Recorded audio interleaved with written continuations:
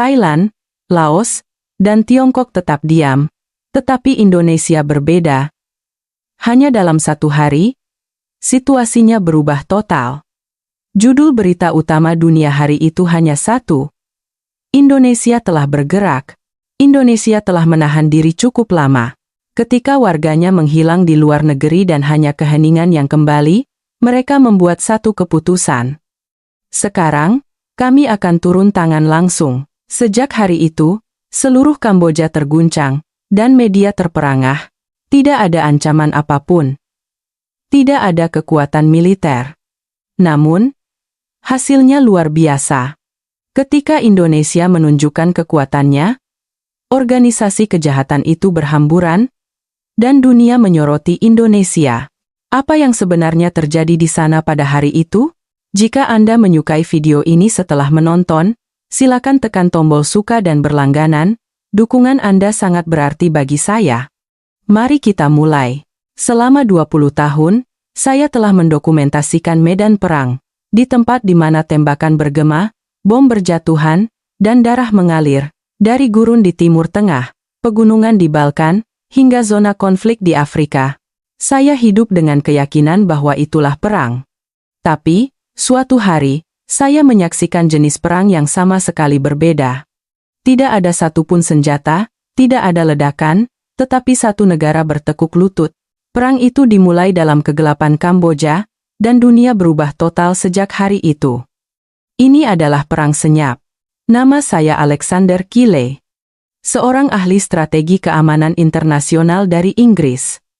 Saya telah menyaksikan banyak zona konflik, tetapi insiden di Kamboja kali ini mengguncang semua pengalaman saya. Insiden ini dimulai dari situasi mengerikan yang mengguncang seluruh Kamboja. Serangkaian kasus penculikan dan penyekapan terhadap warga asing, termasuk warga Indonesia, terus terjadi.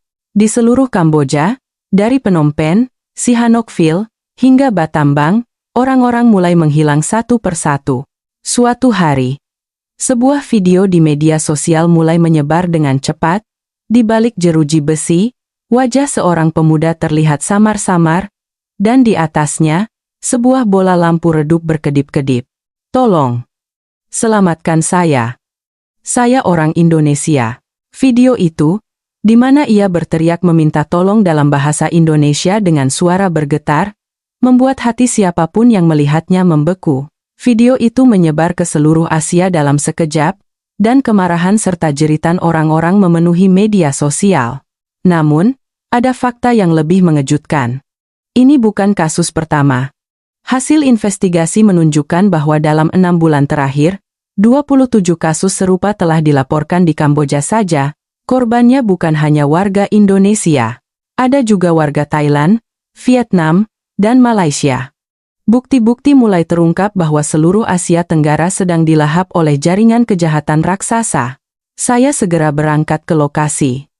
Motel-motel tua di ganggang belakang Phnom Penh dibiarkan terbengkalai dengan lampu padam, dan daftar orang hilang tanpa jejak terus menumpuk. Saya mengunjungi kantor polisi setempat, tetapi tanggapan mereka dingin. Di salah satu sudut ruang investigasi, amplop berisi uang berpindah tangan secara diam-diam, dan catatan kasus menghilang begitu saja ke dalam laci. Lingkaran korupsi itu begitu dalam dan kuat. Setelah menyelidik lebih dalam, kebenaran yang lebih mengerikan terungkap.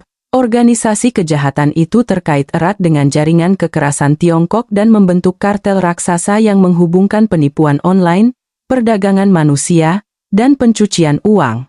Dan sebagian besar polisi setempat adalah bagian dari mereka. Tanggapan komunitas internasional sama sekali tidak berdaya. Pemerintah Thailand mengelak dari tanggung jawab dengan mengatakan sedang menyelidikinya, dan Myanmar bahkan tidak memberikan jawaban resmi. Organisasi-organisasi internasional hanya diam, berdalih pada batasan perlindungan konsuler. Tidak ada satupun korban yang berhasil diselamatkan. Dunia benar-benar mengabaikannya. Saat itu, saya punya firasat. Ini bukan sekadar masalah kejahatan regional, tetapi pertanda runtuhnya seluruh sistem. Namun, di suatu fajar ketika semua berita mereda dan dunia mulai melupakan masalah ini, tiba-tiba satu baris berita kilat muncul di media seluruh dunia. Pemerintah Indonesia memutuskan pengiriman darurat tim tanggap khusus gabungan ke Kamboja. Awalnya saya bingung. Tim tanggap khusus gabungan? Bentuk intervensi seperti apa ini? Tetapi kebingungan itu segera berubah menjadi keterkejutan. Kementerian Luar Negeri, Kepolisian Negara, Badan Intelijen Negara, hingga Kementerian Hukum dan HAM, semua pilar utama negara mulai bergerak serentak. Tidak ada satupun tentara yang dikirim. Namun, pergerakan itu lebih tepat, cepat, dan senyap daripada operasi militer manapun.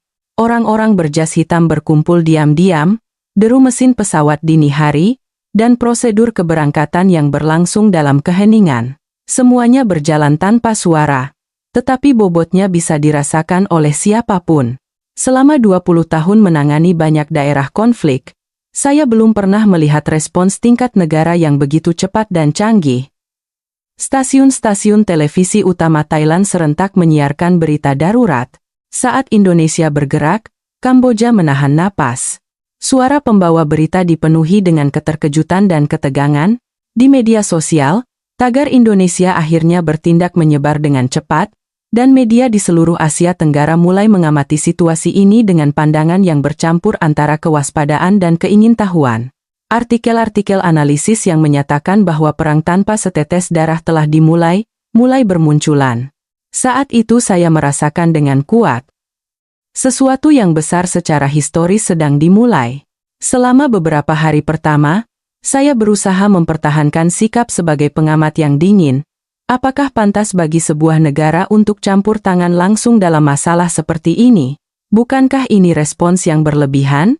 Namun, hanya beberapa hari kemudian, saya menyadari bahwa semua penilaian saya salah total. Mereka tidak hanya campur tangan dalam kasus ini. Mereka sedang mendefinisikan ulang konsep medan perang itu sendiri, satu negara bangkit dalam diam. Dan pada saat itu, suasana di seluruh Asia Tenggara mulai berubah. Sejak hari itu, panggung diplomasi Asia Tenggara sepenuhnya terbalik oleh satu nama, Indonesia. Keheningan mereka adalah perintah, dan gerakan mereka bukanlah diplomasi, melainkan operasi itu sendiri. Saya merasakan dengan jelas. Dunia sekarang memasuki era pengendalian, bukan perang.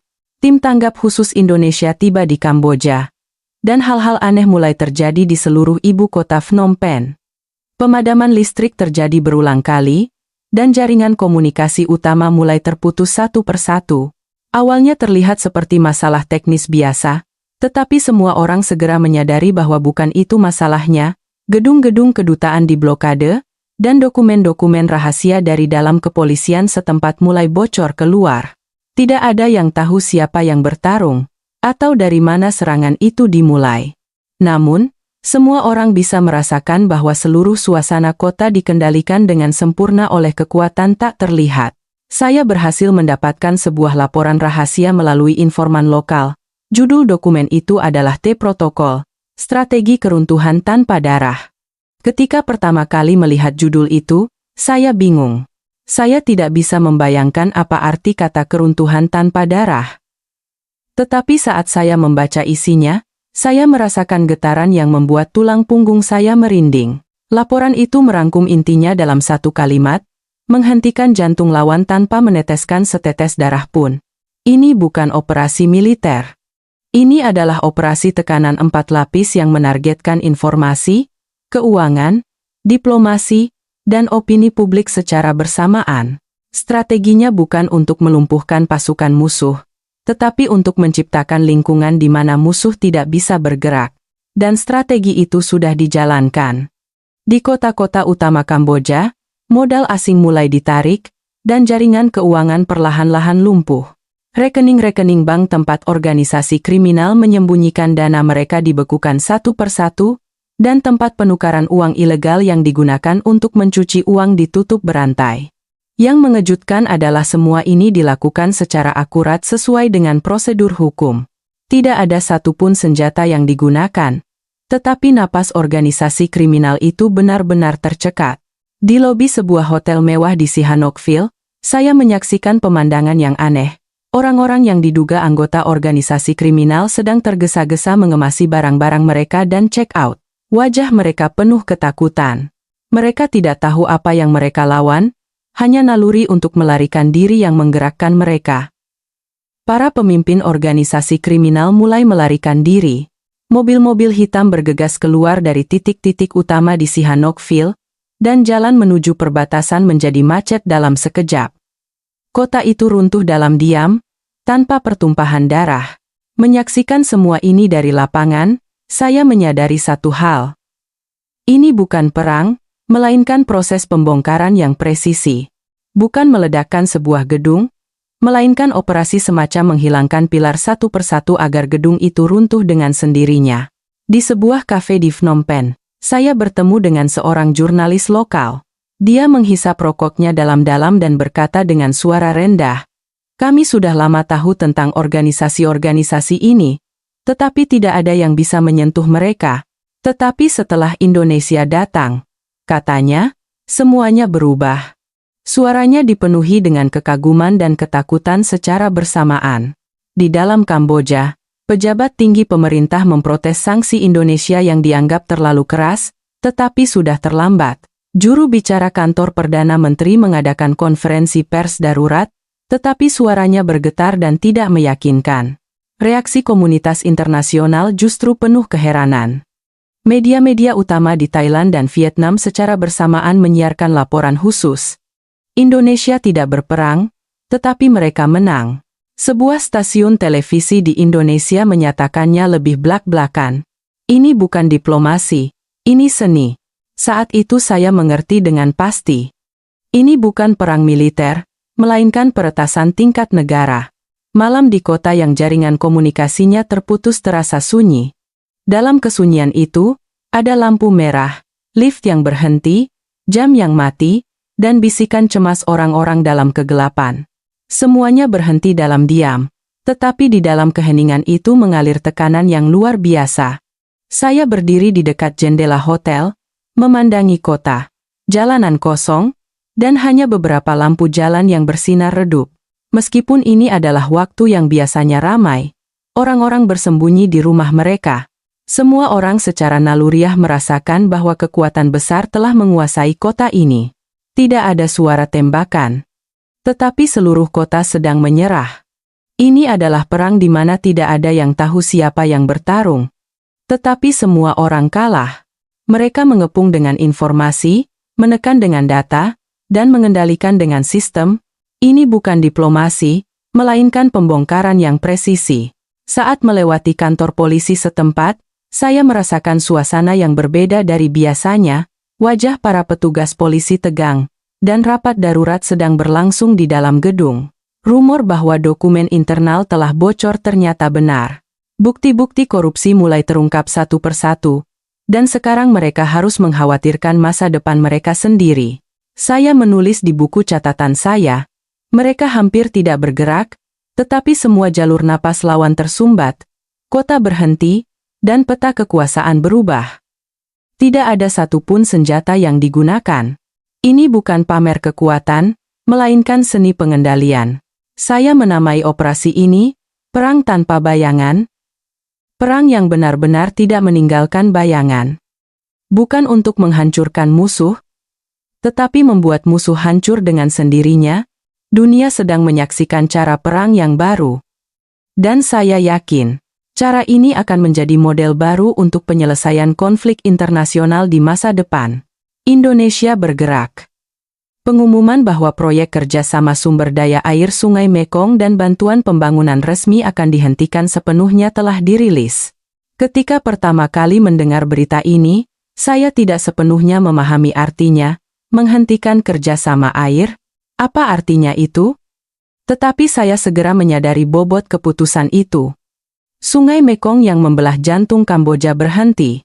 Lebih tepatnya, bukan air sungainya yang berhenti, tetapi semua sistem yang telah dibangun oleh Indonesia yang berhenti. Fasilitas pengolahan air berhenti beroperasi, sistem irigasi berhenti berfungsi, dan pabrik-pabrik pemurnian air berhenti satu persatu. Dan kemudian, pasokan air bersih dan pabrik-pabrik berhenti serentak, kota itu seolah-olah mati, seperti listrik yang padam. Ini bukan sekadar penghentian bantuan, Ini adalah sanksi presisi yang menghentikan seluruh infrastruktur kehidupan. Saya menuju ke tepi sungai Mekong. Air sungai yang biasanya mengalir deras tetap ada, tetapi semua yang ada di sekitarnya telah berubah. Keheningan seperti gelombang yang berhenti terasa, dan bau busuk mulai menyebar di tepi sungai. Karena sistem pemurnian tidak berfungsi, air dibiarkan begitu saja tanpa diolah, dan seluruh kota dipenuhi keheningan. Di kejauhan, sebuah perahu layar terapung tanpa bergerak, dan dari tepi sungai terdengar tangisan anak-anak. Para ibu berdiri dengan ekspresi putus asa, sambil memegang jeriken kosong, air minum telah hilang. Di daerah pertanian, para petani panik karena sistem irigasi tidak berfungsi. Pabrik-pabrik berhenti beroperasi satu persatu, dan orang-orang yang kehilangan pekerjaan tumpah ke jalan. Untuk pertama kalinya, rakyat mengalami penaklukan dalam keheningan. Seorang warga lokal mendekati saya dan berkata, Indonesia tidak menembakkan senjata. Sebaliknya, mereka menghentikan dunia. Suaranya dipenuhi dengan ketakutan dan rasa hormat yang aneh. Saya menulis di buku catatan saya, kota menahan napas, dan langit diam. Inilah penghakiman yang sesungguhnya. Pemerintah Kamboja segera bereaksi. Konferensi pers darurat diadakan di kantor Perdana Menteri, dan juru bicara naik ke podium dan meninggikan suaranya. Ini jelas tekanan politik. Kami adalah korban. Kata-kata itu bergema di antara para wartawan yang memenuhi ruang konferensi. Kami adalah korban. Tetapi protes itu terdengar hampa. Karena reaksi komunitas internasional sama sekali berbeda. Stasiun-stasiun televisi utama di Thailand, Vietnam, dan Indonesia serentak menyiarkan laporan darurat. Tindakan Indonesia adalah peringatan sekaligus deklarasi. Opini publik internasional terbelah. Di satu sisi, ada yang memujinya sebagai tindakan keadilan yang berani, sementara di sisi lain, ada yang menyatakannya sebagai hukuman yang terkendali dan menyuarakan keprihatinan. Tetapi ada satu fakta yang tidak dapat disangkal oleh siapapun. Tidak ada suara tembakan, tetapi sebuah negara sedang runtuh. Saya membayangkan adegan rapat redaksi di kantor-kantor berita di seluruh dunia. Di ruang redaksi di New York, London, Tokyo, dan Paris, para pemimpin redaksi mungkin sedang membentangkan peta dan mengadakan rapat. Itu adalah momen di mana semua tajuk berita terbalik, berpusat pada negara kecil Kamboja di peta, metode sanksi baru Indonesia. Air sebagai senjata diplomasi. Lahirnya Perang Abad ke-21. Media asing mulai menganalisis tindakan Indonesia, menyebutnya sebagai buku pedoman sanksi model baru. Sebuah lembaga pemikir di Amerika Serikat mulai menyusun laporan darurat, dan Akademi Diplomasi di Eropa mempersiapkan seminar khusus. Pemerintah negara-negara tetangga juga mulai bergerak. Kementerian Luar Negeri Vietnam mengumumkan kerjasama penumpasan bersama organisasi kriminal, dan Thailand mengumumkan penguatan pengawasan di wilayah perbatasan. Malaysia dan Indonesia juga menyatakan niat mereka untuk bergabung dalam membangun sistem berbagi informasi. Satu batu yang dilemparkan Indonesia menciptakan gelombang di seluruh Asia Tenggara. Namun, tidak ada yang bisa menyangkalnya. Fakta bahwa poros tatanan internasional sedang berubah karena insiden ini. Saya kembali ke tepi sungai Mekong. Matahari terbenam, dan cahaya merah menyebar di atas air sungai, tetapi di dalam pemandangan yang indah itu, ada campuran keputusasaan. Seorang lelaki tua duduk berjongkok di tepi sungai, menatap air. Di tangannya ada jeriken tua, tetapi ia tidak berani mengambil air, karena ia tidak bisa meminum air yang tidak dimurnikan. Menyaksikan pemandangan itu, saya tenggelam dalam pikiran yang mendalam. Ini bukan hukuman, melainkan seni pengendalian. Indonesia tidak mencoba menghancurkan lawan, tetapi membuat lawan memilih sendiri, memilih perubahan, atau terus menderita. Mereka menegakkan keadilan dengan keheningan. Di lobi sebuah hotel di pusat kota Phnom Penh, saya tidak sengaja mendengar percakapan para diplomat. Mereka berbicara dengan suara rendah, tetapi ketegangan terasa jelas. Sekarang kita juga harus bergerak. Kita harus mempelajari cara Indonesia. Ini adalah awal dari era baru. Saya kembali ke kamar hotel, dan melihat keluar jendela. Kota masih sunyi, tetapi arti keheningan itu berubah. Dari keheningan ketakutan menjadi keheningan perubahan. Saya membuka buku catatan dan menulis. Hari itu, saya melihat dunia di mana air berhenti. Ini bukan balas dendam, melainkan pelajaran. Mereka tidak berperang. Sebaliknya, mereka merancang keadilan. Dan saya menambahkan kalimat terakhir. Ini bukan balas dendam satu negara. Ini adalah saat di mana keadilan yang dilupakan dunia bangkit kembali. Dunia sekarang sedang belajar kekuatan keheningan. Setelah perang berakhir, dunia sedang berubah. Insiden Kamboja tidak lagi menjadi berita regional, tetapi mulai menjadi agenda utama dunia. Kasus penculikan dan pembunuhan warga Indonesia kini menghiasi semua tajuk berita media internasional, dan Kementerian Luar Negeri setiap negara sibuk mengamati situasi ini dan merumuskan sikap mereka. CNN Amerika Serikat menyiarkan laporan khusus setiap hari, BBC Inggris menyusun program analisis mendalam, dan NK Jepang secara luar biasa mulai mempersiapkan dokumenter panjang. PPTV Thailand menyiarkan program yang menganalisis langkah demi langkah respons Indonesia di studio siaran langsung, dan saya menonton siaran itu di sebuah hotel di Bangkok, dan dapat membaca emosi kompleks yang bercampur antara keterkejutan dan kekaguman dari ekspresi para ahli di layar. Dunia sedang memperhatikan. Berita bahwa Dewan Hak Asasi Manusia PBB telah menetapkan masalah ini sebagai agenda diskusi resmi telah tersebar, dan dalam pertemuan yang diadakan di Markas Besar Jenewa, perwakilan dari berbagai negara hadir dengan wajah tegang, dan di luar ruang pertemuan, puluhan wartawan menunggu dengan kamera untuk mengabadikan momen bersejarah. Pergerakan pemerintah Indonesia mulai berkembang lebih terorganisir dan sistematis. Berita bahwa Wakil Menteri Luar Negeri kedua dikirim langsung ke lokasi terdengar, dan ini bukan sekadar kunjungan tingkat kerja, melainkan langkah simbolis untuk menunjukkan tekad kuat pemerintah kepada komunitas internasional. Pengiriman pejabat tinggi setingkat wakil menteri langsung ke daerah konflik adalah sinyal yang jelas bahwa masalah ini diperlakukan sebagai prioritas nasional utama. Dan kemudian, tim dari Satuan Investigasi Kejahatan Internasional Kepolisian Negara, tim luar negeri Badan Intelijen Negara, Divisi Kerjasama Internasional Kementerian Hukum dan HAM, dan Pusat Perlindungan Keselamatan Luar Negeri secara berurutan bergabung.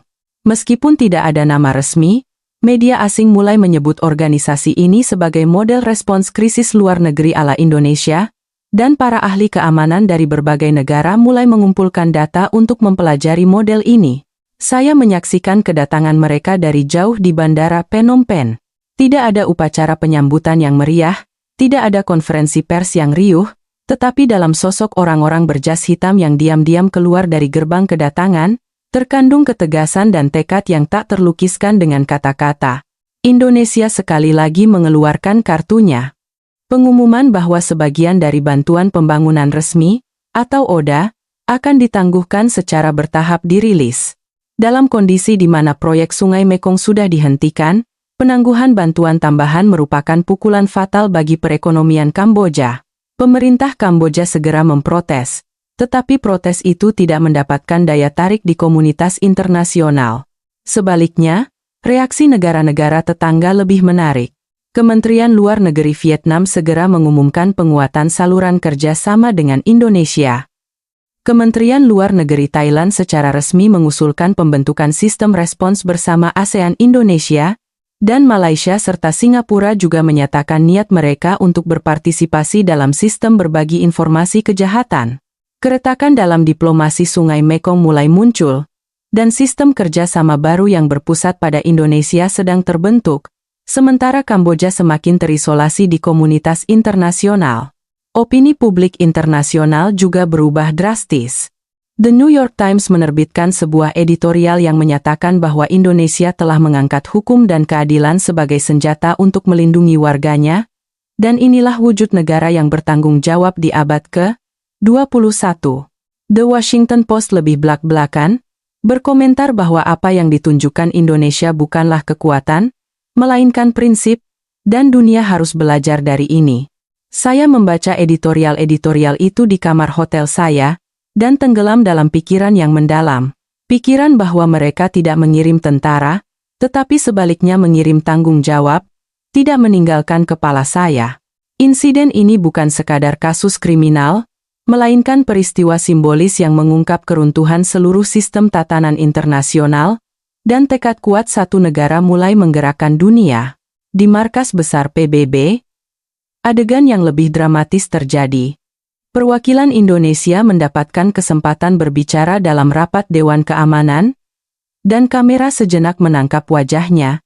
Ekspresinya tegas dan tidak goyah. Ketika ia menyatakan prinsip bahwa kami tidak akan menyerah pada satupun warga negara kami, ruang rapat sejenak hening, dan kemudian perwakilan dari berbagai negara secara berurutan memberikan pidato dukungan. Perwakilan dari Jerman, Kanada, Australia, dan Prancis secara berurutan mendukung posisi Indonesia, dan saya menyaksikan adegan itu melalui siaran langsung dan menyadari bahwa saya sedang menyaksikan momen bersejarah di mana prinsip satu negara mendapatkan simpati dunia. Di jalan-jalan Phnom Penh, perubahan halus mulai terasa. Tatapan mata orang-orang berubah, topik pembicaraan berubah, dan suasana aneh yang bercampur antara kecemasan dan harapan menyelimuti seluruh kota. Saya membuka catatan lapangan saya, dan menulis satu baris.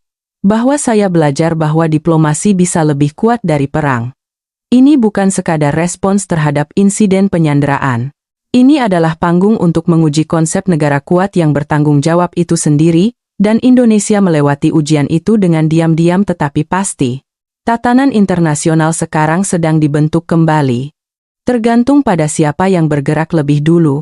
Dan Indonesia bergerak lebih dulu, dan dunia mulai mengamati, belajar, dan mengikuti gerakan itu.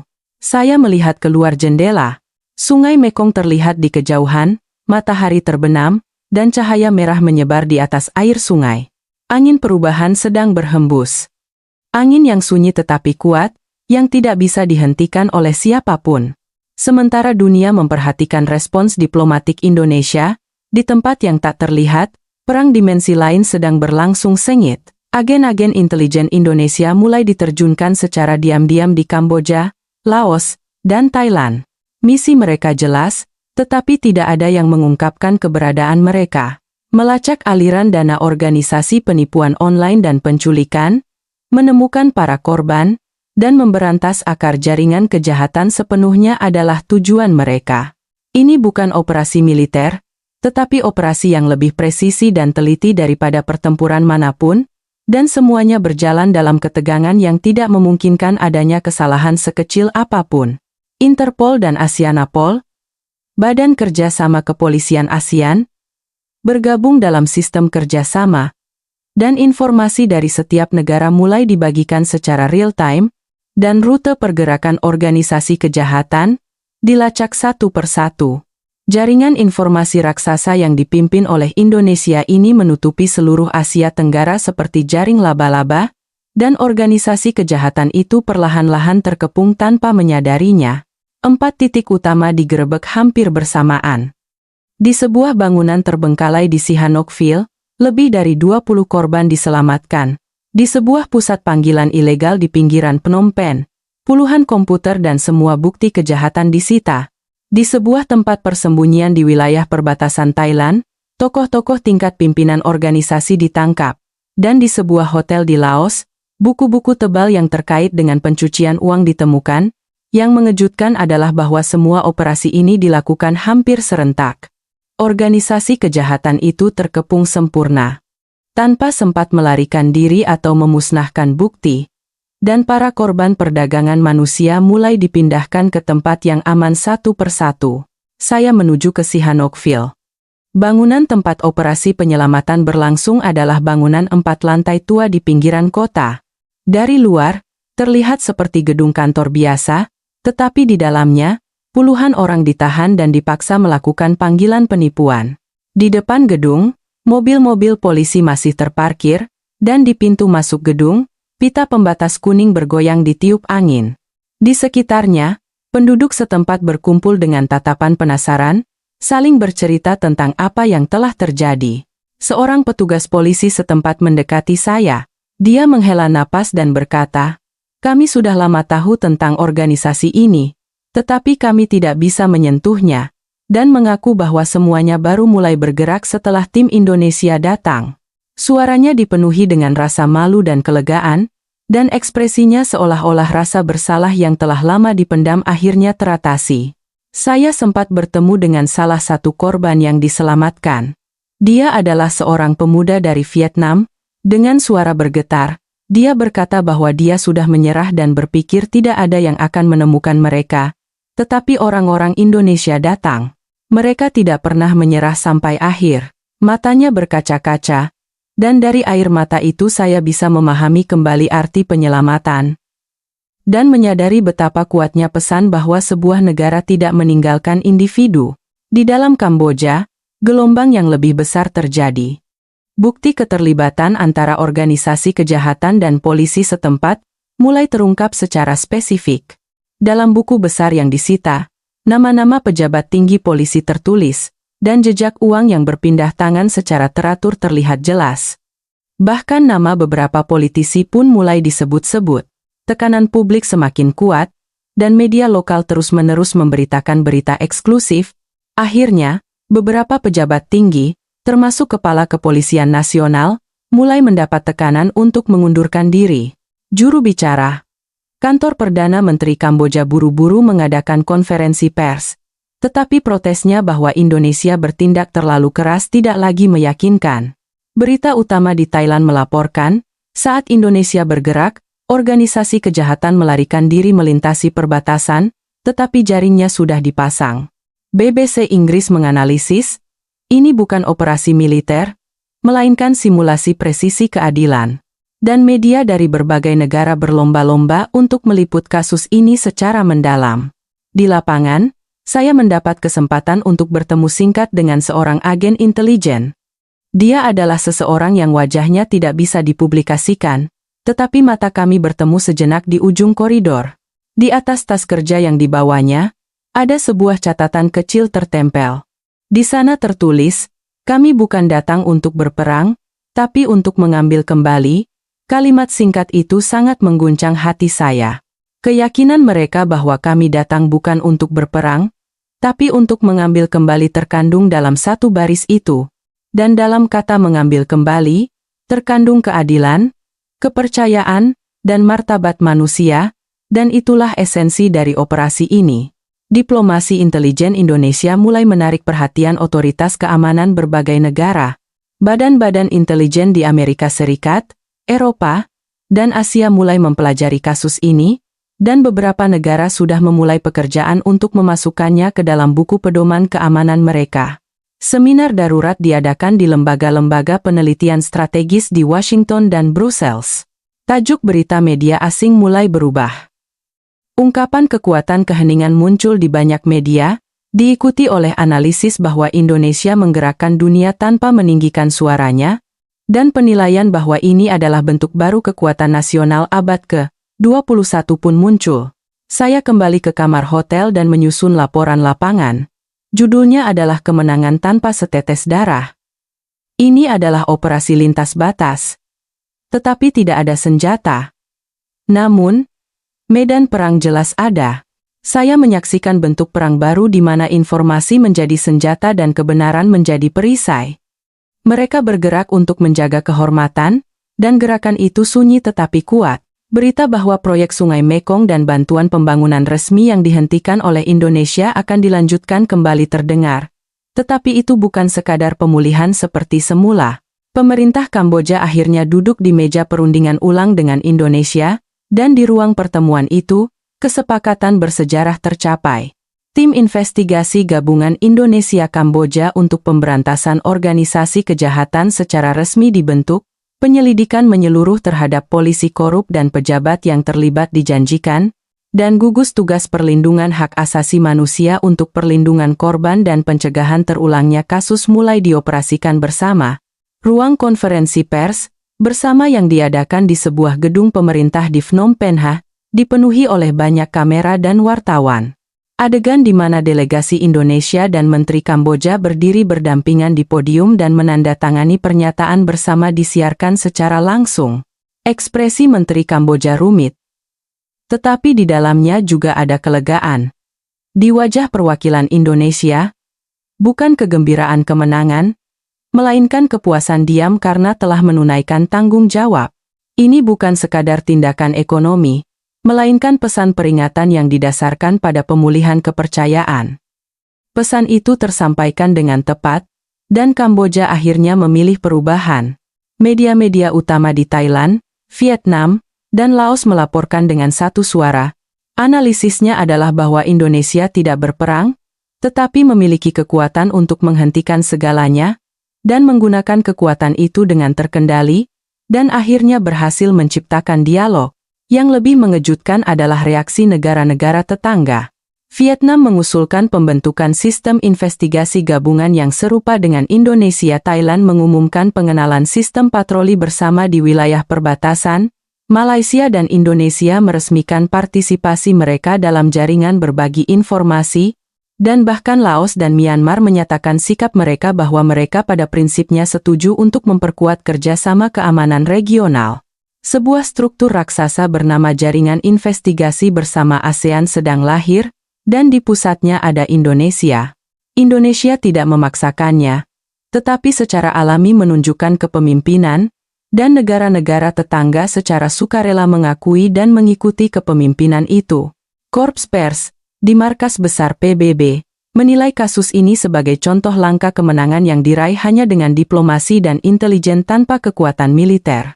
Lembaga penelitian Brookings di Amerika Serikat, melalui laporan darurat, menganalisis bahwa Indonesia telah membuktikan bentuk baru pengaruh internasional. Sebuah stasiun televisi di Vietnam mendekatinya dengan lebih emosional. Ungkapannya adalah Indonesia telah menulis ulang etika Asia. Ini melampaui makna sekadar memulihkan hukum dan ketertiban, dan berarti bahwa Indonesia telah menyajikan standar baru untuk seluruh proses sikap negara terhadap warganya, cara negara kuat memperlakukan negara lemah, dan proses mewujudkan keadilan. Saya kembali ke tepi Sungai Mekong. Sungai yang beberapa waktu lalu berhenti, sekarang mengalir kembali. Proyek kerjasama sumber daya air yang dihentikan oleh Indonesia dilanjutkan, fasilitas pemurnian air mulai beroperasi kembali, dan sistem irigasi dipulihkan, mengembalikan senyum di wajah para petani. Di tepi sungai, anak-anak bermain, para ibu membawa air bersih pulang, dan para nelayan memperbaiki jaring mereka, sambil mempersiapkan penangkapan ikan esok hari. Di sebelah alat pemurni air yang dipasang oleh Organisasi Bantuan Indonesia, penduduk setempat tertawa sambil berbincang, dan di alat pemurni itu tertempel stiker kecil merah putih. Seorang lelaki tua mengelus bendera itu sambil menggumamkan sesuatu. Saya melihatnya dari kejauhan. Itu adalah ungkapan terima kasih, gestur penghormatan, dan simbol harapan. Saya bergumam pelan. Ini bukan balas dendam. Ini adalah pemulihan. Indonesia tidak menghancurkan lawan, tetapi membuat mereka bangkit bersama. Mereka meneriakkan keadilan tetapi tidak sombong, dan mengubah dunia dalam keheningan. Di Sihanoukville, sebuah pusat hak asasi manusia Kamboja dibuka di sana, para korban kejahatan diberikan bantuan hukum, konseling psikologis, dan pelatihan kerja. Di depan pusat itu, langkah kaki orang-orang yang telah menemukan kembali harapan tidak pernah berhenti. Di jalan-jalan Phnom Penh, patroli polisi diperkuat, pemeriksaan terhadap bangunan-bangunan mencurigakan dilakukan, dan warga mulai mempercayai polisi dan melaporkan untuk pertama kalinya. Perubahan kecil tapi nyata terasa di seluruh kota. Keadilan sedang disempurnakan bukan melalui perang, melainkan diplomasi. Mereka tidak mendeklarasikan kemenangan, mereka hanya memulai pemulihan, tetapi tindakan diam itu menciptakan gema yang lebih besar. Suara air Sungai Mekong sekarang menjadi bahasa perdamaian. Suara air yang mengalir adalah lagu harapan, dan lagu itu melintasi perbatasan dan menyebar ke seluruh Asia Tenggara. Saya duduk di tepi sungai dan menyaksikan matahari terbenam.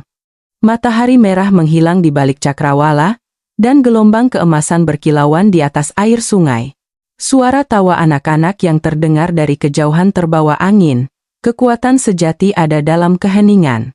Dan keheningan itu menyelamatkan banyak nyawa, memulihkan kepercayaan yang runtuh, dan menanamkan harapan baru.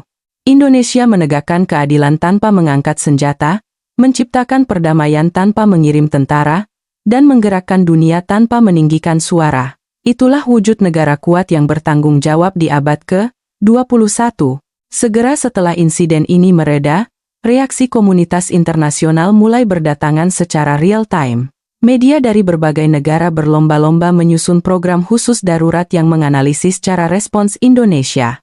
Di antaranya, BBC Inggris memulai liputan mendalam dengan judul negara yang membalikkan keadaan tanpa mengirim tentara, dan terdengar kabar bahwa tim produksi sedang bergegas ke lokasi.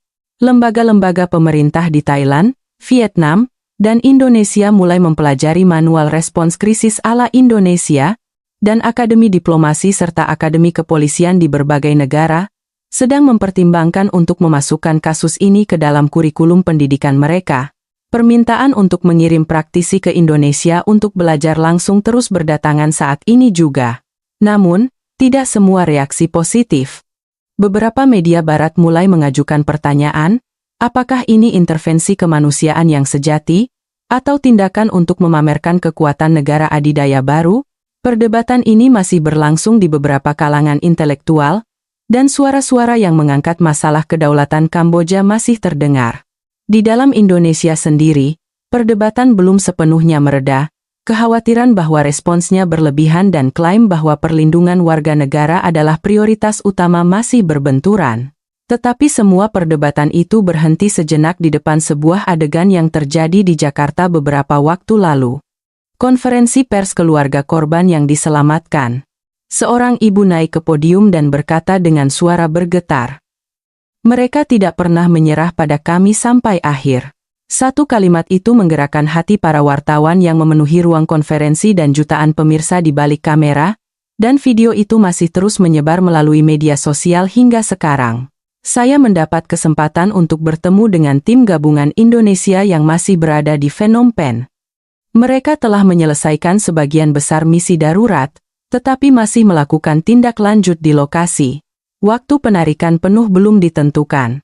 Wajah mereka penuh kelelahan, tetapi juga ada kepuasan diam karena telah menyelesaikan misi, dengan syarat nama dan wajah tidak dipublikasikan. Saya bisa berbincang singkat. Seorang agen berkata kepada saya, "Kami datang bukan untuk kehormatan, tapi untuk menjaga ingatan. Untuk membuat semua orang ingat bahwa dimanapun warga negara kami berada, negara tidak akan menyerah." Satu kalimat itu sangat mengguncang hati saya, dan pada saat itu saya bisa memahami arti sebenarnya dari insiden ini. Ini bukan sekadar kemenangan diplomatik, melainkan proses memulihkan kepercayaan antara negara dan rakyat, dan perjalanan untuk menegaskan bahwa kepercayaan itulah dasar keberadaan negara. Di dalam Kamboja, perubahan konkret dimulai. Kabinet secara resmi memberhentikan sekitar 70 polisi dan pejabat korup. Gugus Tugas Investigasi Bersama dan Perlindungan Hak Asasi Manusia dengan Indonesia diluncurkan secara resmi beberapa hari yang lalu. Ini bukan sekadar tindakan formal, melainkan organisasi dengan wewenang nyata yang sudah mulai beraktivitas saat ini juga. Di Sihanoukville, yang pernah menjadi sarang kejahatan, pembangunan Pusat Hak Asasi Manusia Indonesia Kamboja sedang berlangsung dengan dukungan pemerintah Indonesia. Konstruksi bangunan telah dimulai, dan program dukungan korban serta pendidikan pencegahan kejahatan sedang dipersiapkan. Di lahan yang akan menjadi lokasi pusat itu, bendera kedua negara sudah dikibarkan sementara. Saya kembali ke tepi Sungai Mekong. Saya duduk di bangku, mendengarkan suara air yang mengalir, dan membuka buku catatan saya. Semua adegan yang saya saksikan beberapa hari yang lalu muncul kembali dengan jelas. Saya menulis kalimat, "Mereka mengangkat keadilan, bukan senjata." Dan itu sedang mengubah dunia saat ini juga. Mereka tidak mengirim tentara, tetapi dunia bergerak. Kemenangan mereka sunyi, tetapi semua orang mendengarnya. Mereka menjaga ingatan, bukan kehormatan. Dan keheningan ini sedang menulis ulang keadilan di Asia. Keheningan tidak lemah. Itu adalah teriakan terkuat. Keadilan tidak disempurnakan dengan meneriakkannya, melainkan disempurnakan ketika seseorang bertahan sampai akhir dan melaksanakannya. Saya sedang belajar itu sekarang. Mereka tidak berperang, tetapi mereka bergerak lebih sengit dari siapapun. Dan kegigihan itu menyelamatkan nyawa setiap orang, memulihkan kepercayaan yang runtuh, dan menanamkan harapan baru. Saat melewati kantor polisi setempat, saya melihat dari jauh adegan briefing operasi pencarian bersama yang dilakukan oleh tim khusus Indonesia dan polisi setempat. Mereka masih bekerja sama dan bergerak, dan dalam kerjasama itu terkandung semangat kolega dan saling menghormati.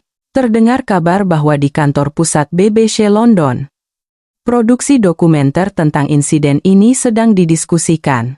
Dan ada laporan bahwa di sebuah konferensi di Jenewa, tepuk tangan meriah diberikan kepada diplomat Indonesia yang mempresentasikan kasus ini. Dia adalah seorang praktisi tanpa nama yang telah bekerja diam-diam di panggung diplomasi seumur hidupnya. Matahari terbenam, dan cahaya merah menyebar di atas sungai Mekong. Dari kejauhan, terdengar suara tawa anak-anak. Saya menutup buku catatan dan berdiri dengan tenang.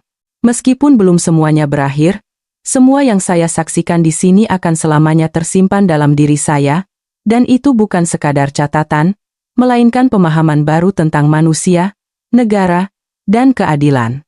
Indonesia saat ini sedang menunjukkan satu pelajaran kepada dunia, bahwa kekuatan sejati tidak terletak pada menghancurkan, melainkan pada memulihkan, bahwa kemenangan sejati bukanlah mengalahkan musuh, melainkan bangkit bersama. Dan bahwa keadilan sejati bukanlah mendeklarasikan, melainkan bertanggung jawab sampai akhir. Di jalan-jalan Phnom Penh, tanda-tanda perubahan masih terasa, tatapan mata orang-orang berubah, sikap polisi berubah, dan warga mulai sedikit demi sedikit memulihkan kepercayaan. Ini bukan perubahan yang sempurna, tetapi setidaknya arahnya telah berubah, dan arah itu menuju harapan. Apa yang ditunjukkan Indonesia bukan sekadar pencapaian diplomatik, melainkan wujud negara yang bertanggung jawab. Saya berjalan perlahan di sepanjang tepi sungai dan berpikir, insiden ini belum berakhir, perubahan masih berlangsung, dan dunia masih mengamati, belajar, dan mulai mengikuti. Saya kembali mengunjungi sungai Mekong.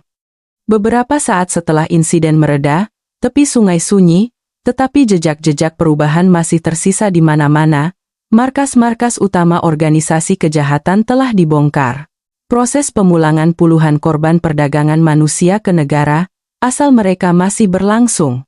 Di gedung-gedung di Sihanoukville, pita segel polisi masih menempel, dan organisasi masyarakat sipil setempat terus melanjutkan kegiatan penyelamatan korban. Respons Indonesia menunjukkan kepada dunia seberapa cepat sebuah negara bisa bergerak, tetapi yang lebih penting adalah fakta bahwa gerakan itu belum berhenti. Pemerintahan Hun Manet Kamboja secara resmi berjanji untuk memperkuat perlindungan hak asasi manusia melalui kerjasama internasional. Meskipun masih membutuhkan waktu untuk mencapai perubahan institusional yang mendasar, media lokal menilai insiden ini sebagai momen penting yang mengungkap borok Kamboja, dan suara-suara yang menuntut perubahan di dalam pemerintahan semakin menguat. Media-media utama di Thailand dan Vietnam masih sangat memuji diplomasi keadilan Indonesia, menggunakan ungkapan model negara kuat yang sunyi. Istilah ini kini mulai menjadi kata kunci dalam analisis hubungan internasional. Pemerintah Indonesia terus melanjutkan langkah-langkah tindak lanjut. Jumlah personel di perwakilan lokal diperkuat, dan rencana penguatan dukungan korban serta jaringan kerja sama lokal diumumkan. Mereka terus fokus pada pendekatan praktis selamatkan orang dulu daripada sanksi tambahan atau revisi undang-undang. Ini melampaui pencapaian diplomatik semata, dan mengandung pesan mendasar tentang sikap negara terhadap warganya. Berjalan di jalan-jalan Phnom Penh, saya terus merasakan perubahan-perubahan halus. Patroli polisi terlihat lebih sering dari sebelumnya. Warga mulai melaporkan kepada polisi, meskipun sedikit demi sedikit, pemeriksaan terhadap bangunan-bangunan mencurigakan masih dilakukan. Ini bukan perubahan yang sempurna, tetapi setidaknya arahnya telah berubah. Saat melewati Kedutaan Besar Indonesia, saya menemukan karangan bunga kecil dan surat tulisan tangan. Surat itu, yang tampaknya ditinggalkan oleh keluarga korban yang diselamatkan, berisi ucapan terima kasih dalam bahasa Indonesia yang terbata-bata. Tulisannya bergetar, tetapi tulus. Saat berjalan di pasar lokal, saya bertemu dengan seorang lelaki tua. Dia mendekati saya dan ingin berbicara, mengatakan bahwa orang Indonesia sangat berterima kasih. Dia mengatakan bahwa pemuda yang seumuran dengan cucunya telah diselamatkan oleh tim Indonesia. Matanya berkaca-kaca. Pada saat itu saya menyadari. Insiden telah berakhir, tetapi yang tersisa adalah tanggung jawab. Bahwa mereka tidak memilih balas dendam, melainkan menyelamatkan orang. Bahwa keadilan bukanlah deklarasi, melainkan ingatan yang terus-menerus. Duduk di tepi sungai Mekong, saya membuka buku catatan saya. Dalam catatan lapangan terakhir ini, saya menulis, keadilan tidak berteriak, tetapi dunia mendengarnya. Kemenangan bersifat sementara, tetapi ingatan tidak akan hilang. Nama mereka akan segera hilang dari berita, tetapi tindakan mereka tetap ada. Ini bukan akhir, melainkan proses di mana manusia belajar kembali. Sebuah perahu dayung perlahan-lahan mengapung di atas sungai. Perahu itu tampak seperti simbol bukan dari akhir insiden, melainkan awal yang akan dilanjutkan oleh generasi berikutnya. Air sungai masih mengalir, dan dalam alirannya terkandung harapan. Media dari berbagai negara masih membahas masalah ini. Penilaian bahwa Indonesia telah mengubah arus keadilan di Asia Tenggara dan analisis bahwa ini adalah titik balik dalam tatanan keamanan regional terus berlanjut. Lembaga-lembaga penelitian di Washington dan Brussels sedang mempelajari kasus ini, dan pemerintah negara-negara Asia Tenggara mulai merujuk pada model Indonesia. Namun, saya ingin mengatakan dengan hati-hati. Masih terlalu dini untuk mengatakan bahwa dunia telah sepenuhnya berubah. Tetapi seseorang telah mulai bergerak, dan gerakan itu tidak berhenti. Perubahan masih berlangsung. Saya merasa, ini bukan akhir, melainkan awal. Bahwa keadilan tidak disempurnakan dalam hukum, melainkan tumbuh dalam ingatan orang-orang. Bahwa keheningan hari itu masih mengalir seperti angin. Sejak hari itu, dunia sedikit berubah. Kegelapan di Kamboja belum sepenuhnya sirna, tetapi ada sebuah negara yang pertama kali menghadapinya. Indonesia tidak membalas dendam, melainkan memilih tanggung jawab. Dan pilihan itu menyeberangi lautan, menyusuri sungai, dan meresap ke dalam hati manusia. Saya masih merasakan angin Mekong. Merasakan angin keadilan yang sunyi tetapi kuat. Hujan mulai turun, dan anak-anak yang bermain di tepi sungai berlari ke bawah atap. Suara tawa mereka terdengar jelas di tengah suara hujan. Saya menutup buku catatan dan berdiri. Sekarang saatnya untuk pergi, tetapi semua yang saya saksikan di sini akan selamanya tersimpan dalam diri saya. Dan itu bukan sekadar catatan insiden, melainkan pemahaman baru tentang manusia, negara, dan keadilan. Indonesia meninggalkan satu pertanyaan kepada dunia. Untuk apa negara ada? Untuk apa kekuatan harus digunakan? Bagaimana keadilan harus diwujudkan? Pertanyaan-pertanyaan mendasar itu.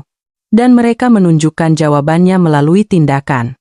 Air Mekong akan terus mengalir, dan di atas air sungai itu, angin keadilan akan terus berhembus, dan jejak yang ditinggalkan Indonesia akan lama tersisa di sini. Cerita hari ini sampai di sini. Indonesia tidak berbicara. Mereka hanya menunjukkannya melalui tindakan. Bahwa tidak ada kompromi dalam melindungi warganya. Bahwa keadilan bukanlah diplomasi, melainkan kemauan. Insiden ini bukan sekadar diplomasi, ini adalah momen di mana dunia melihat secara langsung apa yang bisa dilakukan sebuah negara untuk rakyatnya. Itulah martabat Republik Indonesia.